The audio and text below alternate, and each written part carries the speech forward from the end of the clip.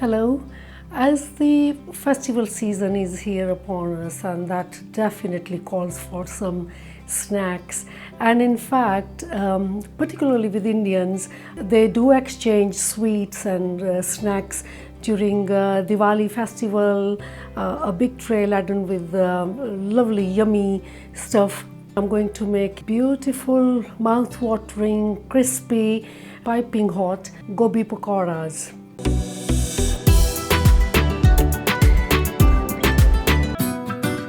Hello everyone, I hope you're having a fantastic day, and if this is your first time to our channel, please do subscribe. My name is Avtaars. For these Gobi pakora, I'm taking medium-sized cauliflower and cut it into smaller bite-sized pieces. So there's roughly about 6 cups. Steam it. Important not to boil it, because when boiling the gobi or the cauliflower, a lot of nutrients are leaching out. Big pan, and I've filled it with some water, and in goes my mash. Wash the cauliflower thoroughly and sprinkle some salt onto the cauliflower so that it absorbs the salt.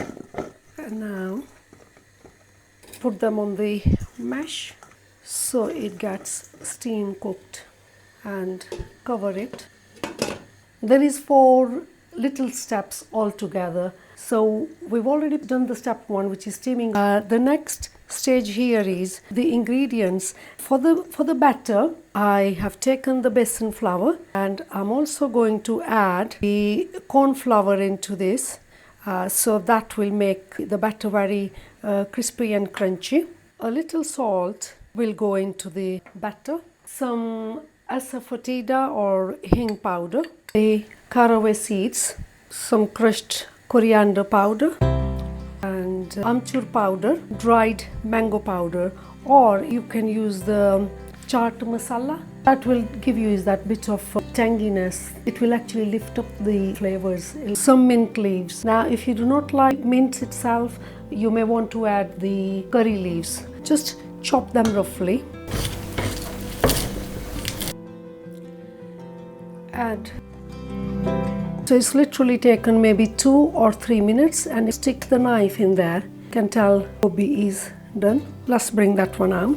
1 green chili, which I have blended it, and just a tiny little bit of the red crushed chili. Mix it all up. I'm going to come back to this now. Some salt we added earlier, but some of it will have also already leached out while it was getting steamed.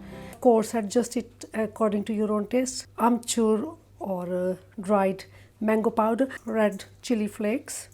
Also in goes the crushed ginger paste. That's about 1 teaspoon there.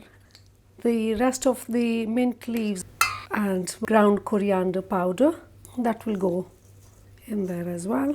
Just very, very gently. I do that, all the spices will get coated. This is the second stage, where I'm going to leave it to marinate for at least 15 minutes so that all the flavors from the spices get absorbed by the gobi. Get my kadai ready. Let's come back to our batter, which is actually the third stage, and start by adding very little water and mix it. I'm not going to make this very runny initially. So let this sit for a few minutes. It's almost like resting. The chickpea flour or the besan is going to get puffed up. A few minutes into resting the besan or the batter, add more water now.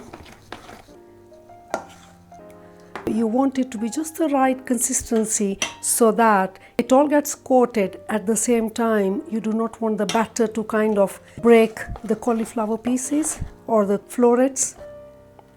Now this is the stage where you have got the option of actually tasting that batter, and you can adjust the chilies and salt according to your own taste, and similarly goes with the gobi as well. Let's check the oil temperature. Yeah, the oil is done. I'm picking up the gobi with my hand and use a spoon to to throw the batter on the gobi, and then again use a spoon to lift the florets and gently into the kadai.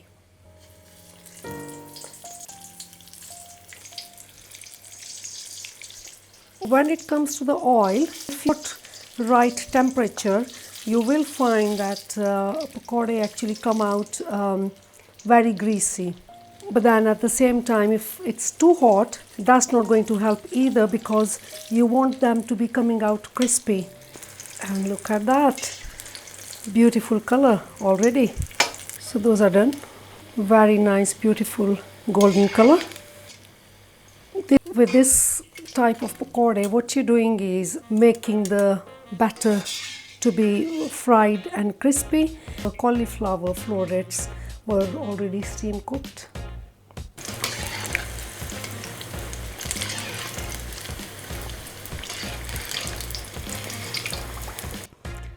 Last batch ready.